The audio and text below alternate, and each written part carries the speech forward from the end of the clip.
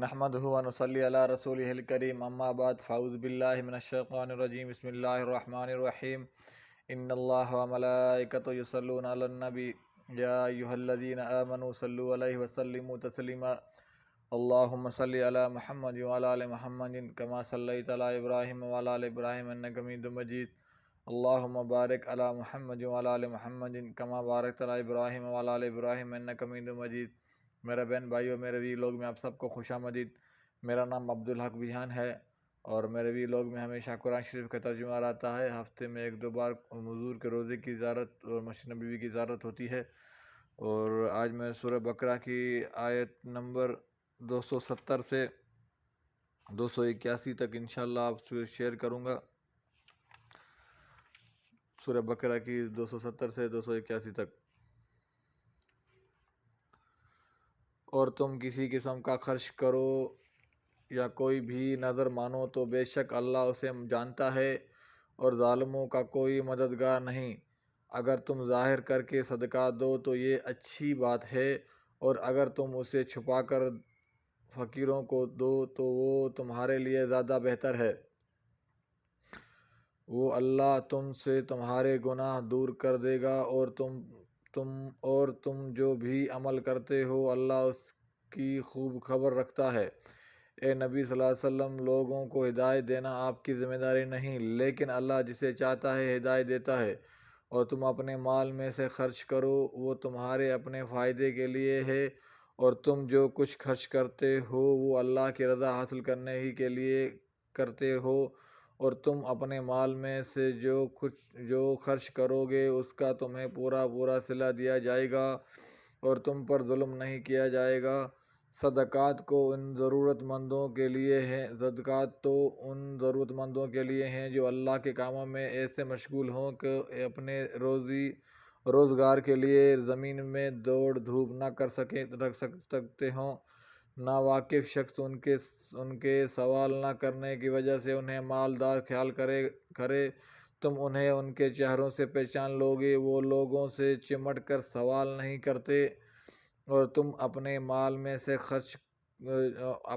میں سے جو کچھ خرچ کرتے ہو بے شک اللہ اسے خوب جاننے والا ہے۔ جو لوگ اپنے مال خرچ کرتے ہیں رات اور دن میں چھپا کر اور ظاہر، ان کے رب کے ہاں ان کے لیے اجر ہے، نہ انہیں کوئی خوف ہوگا اور نہ وہ غمگین ہوں گے۔ جو لوگ سود کھاتے ہیں وہ قیامت کے دن اس شخص کی طرح کھڑے ہوں گے جسے شیطان نے چھو کر بدحواس کر دیا ہو۔ یہ سزا اس لیے ملے گی کہ وہ کہتے تھے تجارت بھی سود ہی کی طرح ہے، حالانکہ اللہ نے تجارت کو حلال کیا ہے اور سود کو حرام۔ پھر جس شخص کے پاس اس کے رب کی طرف سے نصیحت آ جائے اور وہ سود کھانے سے باز رہے تو جو کچھ وہ پہلے کھا چکا سو کھا چکا، اس کا معاملہ اللہ کے حوالے ہے۔ اور جو شخص دوبارہ سودی معاملے کرے تو ایسے لوگ دوزخی ہیں، وہ اس میں ہمیشہ رہیں گے۔ اللہ سود کو مٹاتا ہے اور صدقات کو بڑھاتا ہے، اور اللہ کسی ناشکر گناہ گار کو پسند نہیں کرتا۔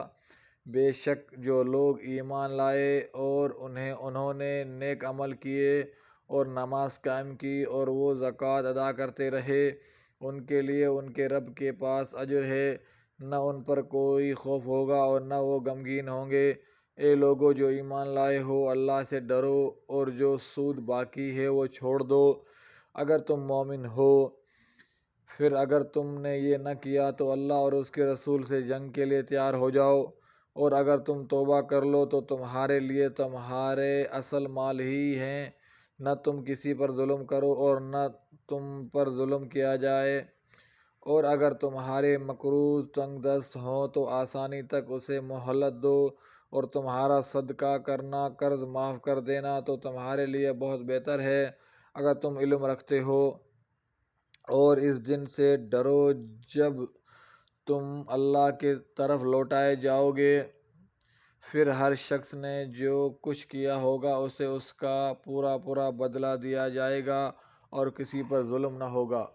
اس میں کوئی شک نہیں ہے، اللہ تعالیٰ کی طرف سے جو حدیں دی گئی ہیں جس طرح سود حرام کیا گیا ہے، اور قرض کسی کو دینا وہ جاریہ ہے، وہ برکت ہو اس میں، مدد کسی کی کرنا، قرض دے دینا، اور جو غریب مسکین ہیں، تنگ دست ہیں، ان کے ساتھ آسانی کے ساتھ قرض کے معاملات رکھنا، ان کے ساتھ کوئی زور زبردستی نہیں کرنا۔ اور اس میں سود کی لغوی معنی بتائی گئی، سود کی لغوی معنی زیادتی اور اضافی کی ہے۔ کچھ مدت کے لیے کسی کو 100 روپے اس شرط پر دینا کہ واپسی پر 125 روپے دینے ہوں گے، یہ 25 روپے زیادہ جو اس مدت کی عوض ہیں وہ سود ہیں، اس سے سود کہتے ہیں۔ اللہ تعالیٰ ہمیں سود سے بچائے، سود بہت بڑی لعنت ہے، اور اللہ تعالیٰ اور اللہ کی محبوب حضرت محمد صلی اللہ علیہ وسلم سے محبت اللہ کرنے کی توفیق عطا فرمائے، کیونکہ حضور کی محبت ہی ہمیں اللہ کے قریب لے جا سکتی ہے، اور اللہ تعالیٰ زیادہ سے زیادہ دین سیکھنے کی توفیق عطا فرمائے۔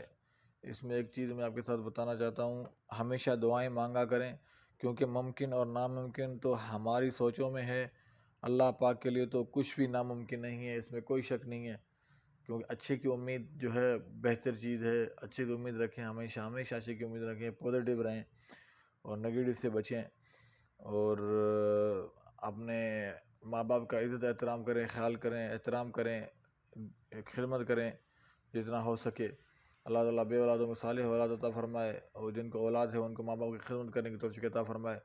اللہ تعالیٰ بے روزگاروں کو رزق حلال عطا فرمائے اپنے محبوب کے صدقے۔ بیماروں کو شفا عطا فرمائے، جو ہسپتال میں بیمار ہیں یا گھروں میں ہیں، اللہ ان سب کو شفا عطا فرمائے۔ اور آپ اپنا بھی خیال کریں، میرا یوٹیوب چینل کا بھی خیال کریں، اور دوستوں کے ساتھ شیئر بھی کریں، اس کار خیر میں میرا حصہ کریں۔ تھینک یو سو مچ، السلام علیکم، دوسری ویڈیو میں پھر ملاقات ہوگی۔